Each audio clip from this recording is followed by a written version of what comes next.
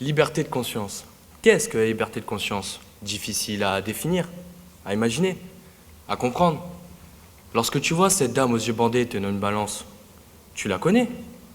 Et cette grande dame à la poitrine généreuse, qui porte un bonnet rouge et qui protège les trois petits mots qui s'y terminent en T, tu la connais elle aussi. Ou encore, cette vieille dame toute de noir vêtue portant une faux. On sait de qui on parle. Mais penser à la liberté de conscience, c'est plus compliqué. Difficile à définir, difficile à saisir.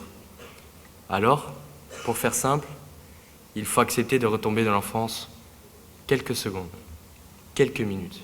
Ferme tes yeux et ouvre grand tes oreilles. Il était une fois un menuisier qui rêvait d'avoir un fils. D'une souche d'arbre, il fit un petit pantin. Par une belle nuit, la fée bleue apparut dans sa demeure et exauça le vœu de Geppetto. Elle donna vie au pantin Pinocchio. L'histoire aurait pu s'arrêter là, mais Pinocchio est très vivant et très maladroit dans ses premiers pas. Alors, la fée bleue, pour l'aider à devenir un petit homme, m'a promu grand chancelier du bien et du mal. Et tout en secouant son voile, elle m'a demandé de le guider vers la sagesse. Sacrée aventure!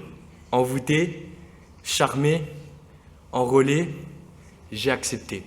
Moi, Jiminy le criquet, sapé comme jamais. Je suis la conscience, cette petite voix qui t'accompagne sagement dans la vie. Oh, oh, oh, je t'entends sourire. Imaginer une histoire de conscience libre avec des baguettes magiques, des pantins, des criquets, des fées, ça te fait rire. Mais tu ne devrais pas. Car mon petit doigt m'a dit que la tendance d'aujourd'hui est d'oublier ma petite voix si sérieuse et si consciencieuse. Alors écoute un peu. Leçon numéro 1. Je suis donc j'existe. L'homme est un animal qui naît libre. Il n'est pas guidé par son instinct, mais par des valeurs. Et ces valeurs, elles existent. 1789, c'est l'année officielle de ma naissance. Article 10, nul ne peut être inquiété pour ses opinions, même religieuses. Je suis un droit et un état d'esprit. Et ça, on a tendance à l'oublier. On a tendance par facilité, par ignorance, par paresse, à se laisser bercer par ces sirènes aux chants si mélodieux, remplis de mensonges et de haine, des chants aux notes discordantes, où l'on n'entend plus que le refrain de ces fanatiques aux lois dramatiques. Ces fous de Dieu, ou ces hommes cherchant d'urgence à créer un état sécurisé.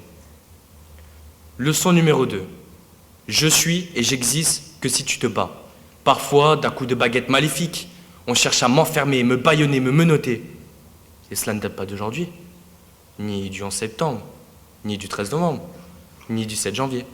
Souviens-toi de Galilée, la terre, le soleil, puis l'Inquisition. Vieille histoire, on l'a obligé à me bâillonner.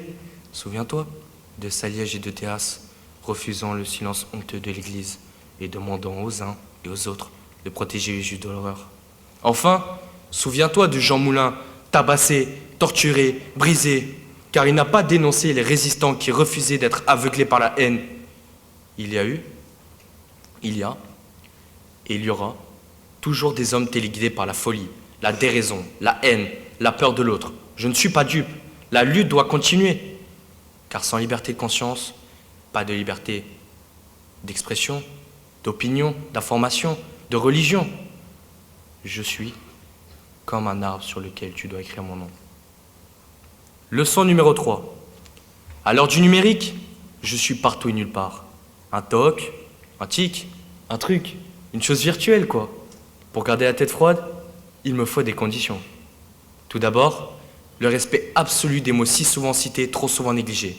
Certains cherchent à avoir la conscience tranquille, en oubliant ce pacte républicain auquel je suis attaché. Aujourd'hui, comme demain, je suis menacé. Et peut-être que je n'aurai plus d'influence, car l'ignorance est devenue tendance. Et contre ça, ta grande force est l'école. Une école libre, gratuite, obligatoire et laïque, qui t'apprend à t'élever, à réfléchir avant d'agir. Elle t'apprend à garder ta conscience libre. Car sans cette conscience, tu peux vivre de mauvaises expériences. Et contrairement à ce que tu penses, tous les jeunes n'ont pas pris le chemin de Malala. Cette Pakistanaise, menacée par les serviteurs de la haine qui ont nié, abdiqué et rejeté la conscience. Malala se bat pour le droit à l'éducation. La plume face à la calache. Galilée, Saliège, Théas, Moulin, Malala se battent pour le droit à l'éducation, se battent pour une tonne de choses. Et surtout, ils vous semblent héroïques. Mais le véritable héros, c'est toi. Toi et toi, qui te bats chaque jour pour garder ta conscience libre. Merci.